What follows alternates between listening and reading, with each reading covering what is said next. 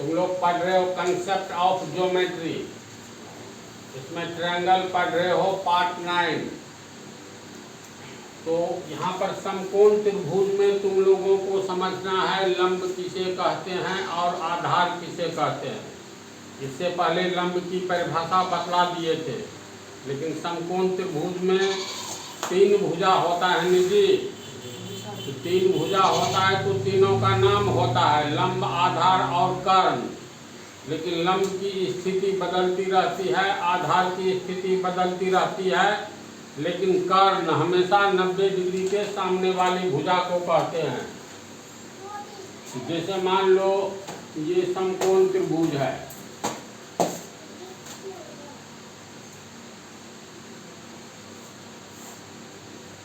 समकोण त्रिभुज ABC। इसमें हम लोग मान लेते हैं कोण B समकोण है, ये 90 डिग्री। तो 90 डिग्री के सामने वाली भुजा को हमेशा कर्ण कहेंगे। और समकोण त्रिभुज में जो 3 कोण होते हैं तो फिक्स है, एक समकोण होता है 90 डिग्री और दूसरा और तीसरा दोनों 90 डिग्री से छोटा होता है, जिसे 90 डिग्री से छोटे कोण को हम लोग न्यून कोण या एक्यूट कोण कहते हैं। तो अगर हम लोग मान लेते हैं ये 40 डिग्री है, तो 2 न्यून कोणों का योग समकोण त्रिभुज में कितना, तो 90 डिग्री। तो ये 40 है तो 40 में कितना जोड़ेंगे तो 90 होगा, तो 50। अब देखो ये भी 40 डिग्री 90 डिग्री से छोटा है, ये भी न्यून कोण है। और ये 50 डिग्री कोण A, ये भी 90 डिग्री से छोटा है तो न्यून कोण है।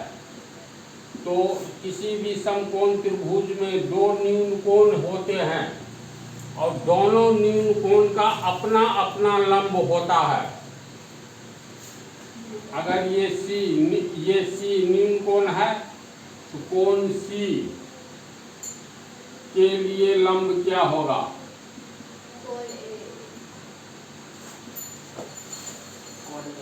पुनः ये कोण A न्यून कोण ये है। समकोण त्रिभुज में 2 न्यून कोण, दोनों न्यून कोण के लिए अपना अपना लंब होता है। जैसे कोण C न्यून कोण है, इसके लिए लंब क्या होगा, और ये न्यून कोण A, न्यून कोण A के लिए लंब क्या होगा। तो लंब की परिभाषा है समकोण त्रिभुज में किसी भी न्यून कोण का लंब उस न्यून कोण के सामने वाली भुजा को कहते हैं।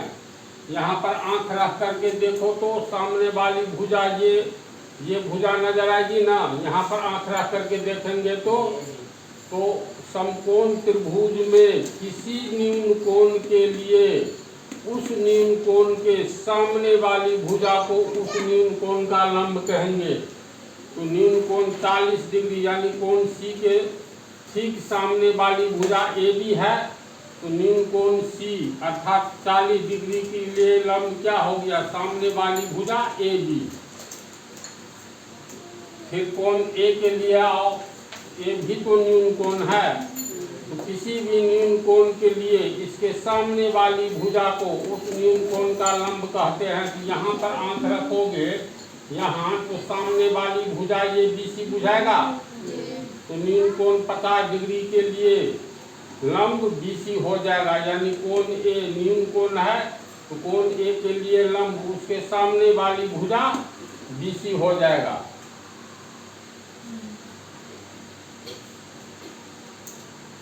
समझा बात को। इसका अर्थ है किसी भी समकोण त्रिभुज में कोई पूछे कितने लंब, तो 2 लंब। कौन कौन सा, तो समकोण त्रिभुज में 2 न्यून कोण होते हैं और दोनों न्यून कोण के सामने वाली भुजा को उस न्यून कोण के लिए लंब कहेंगे। पहला न्यून कोण उसके सामने वाली भुजा ये AB लंब हुआ C के लिए, और BC किसके लिए लंब हुआ, इस कोण के सामने में आंख रख करके देखेंगे तो सामने BC आएगा, तो 2 लंब हो गया। दोनों लंब दोनों न्यून कोण के लिए अलग अलग होता है।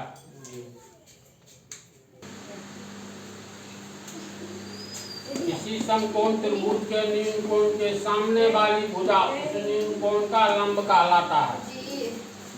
त्रिभुज ABC में 40 डिग्री के लिए को ये न्यून कोण 40 डिग्री के लिए सामने वाली भुजा AB लंब होगा ना। न्यून कोण C के लिए इस C के लिए लंब कोण C के सामने वाली भुजा, तो कोण C के सामने वाली भुजा AB, ठीक है। पुनः न्यून कोण A के लिए लंब, तो उसके ठीक सामने वाली भुजा BC लिख दिए हैं, इसको समझ लो अपना। अब समकोण त्रिभुज में आधार को समझो।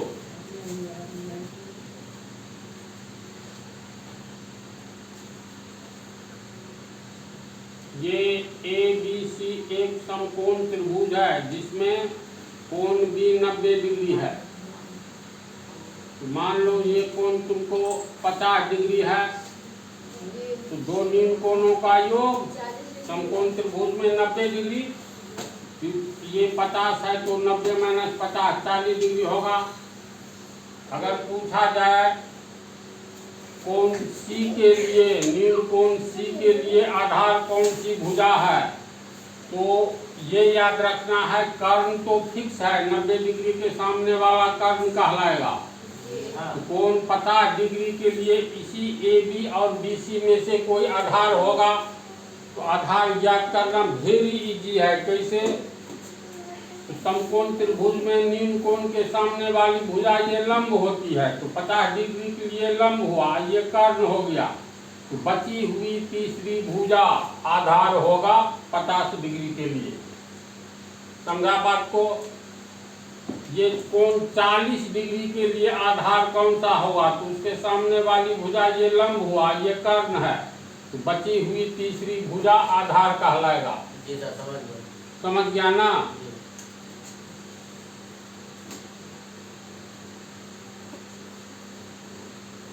ये PQR समकोण त्रिभुज है जिसमें कोण P 90 डिग्री है।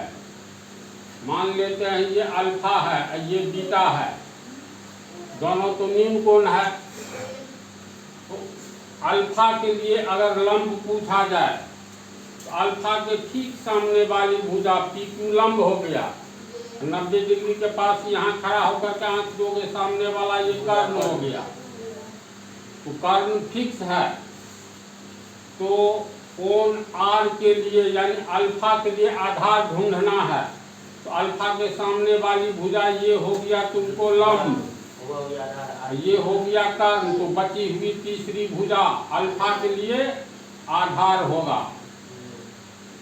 अगर ये पूछा जाए बीटा के लिए आधार कौन सा है, तो बीटा के ठीक सामने ये RP लंब होगा, ये कर्ण हो गया, तो बची हुई तीसरी भुजा कोण बीटा के लिए आधार होगा।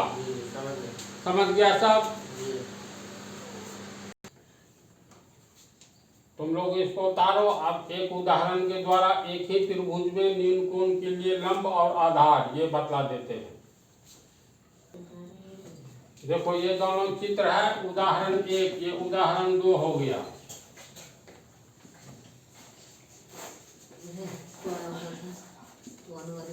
समकोण त्रिभुज ABC में ये है तुमको कोण B 90 डिग्री, ये कोण अल्फा है, तो ये कोण कितना होगा? 90 डिग्री माइनस अल्फा।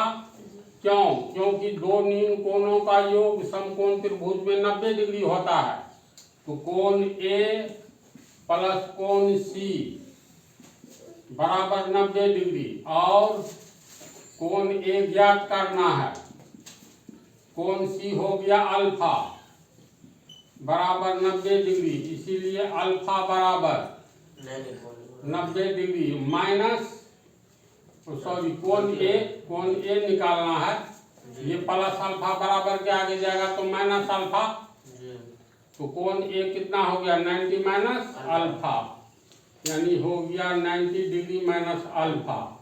अब मान करके चलो, तो अल्फा का मान यहाँ 40 डिग्री लेते हो, अल्फा बराबर 40 डिग्री, तो ये कोण कितना होगा?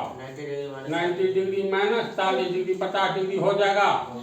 अल्फा का मान 10 डिग्री लेते हो, तो ये कोण कितना होगा? 90 डिग्री माइनस 10 80 डिग्री। बात को समझ गया? ये कोण बीटा है, तो ये कोण कितना होगा? 90 डिग्री माइनस बीटा होगा। अब कोण अल्फा के लिए लंब, अल्फा के लिए लंब, अल्फा के लिए आधार, अल्फा के लिए आधार दोनों लिखना है। तो अल्फा के लिए लंब, तो कोण अल्फा के सामने आंख डालो, सीधी मतलब ठीक सामने में जो भुजा होगा वही लंब, तो ए बी हो गया लंब। कर्ण तो 90 डिग्री के सामने वाला ये फिक्स है। तो अल्फा के लिए आधार कैसे खोजेंगे, तो सामने वाला ये लंब हुआ, तो बची हुई तीसरी भुजा आधार, तो BC हो गया आधार। उदाहरण 2 में बीटा, न्यून कोण बीटा के लिए लंब, बीटा के ठीक सामने, यहाँ पर आंख डालो, ठीक सामने में PQ है, तो ठीक सामने वाली भुजा लंब, तो PQ हो गया लंब, और 90 डिग्री के सामने वाला कर्ण। जी सर, RQ हो गया बीटा के लिए सामने वाला ये लंब हुआ, ये कर्ण है, तो बची हुई तीसरी भुजा आधार होगा। तो आधार हो गया RQ। तो तुम लोग को लंब और आधार समकोण त्रिभुज में किसी भी न्यून कोण के लिए तुरंत खोज लोगे। अगले पार्ट में तुम लोग को बतलाएंगे। नहीं, इसमें एक फार्मूला लिख लो। फार्मूला होता है जो कि 10th के थ्योरम में साबित करना पड़ता है। फार्मूला ये होता है किसी भी समकोण त्रिभुज में कर्ण स्क्वायर बराबर लंब स्क्वायर और आधार स्क्वायर, ये फार्मूला लिख लो। अगले पार्ट में अगली बातें बतलाई जाएगी।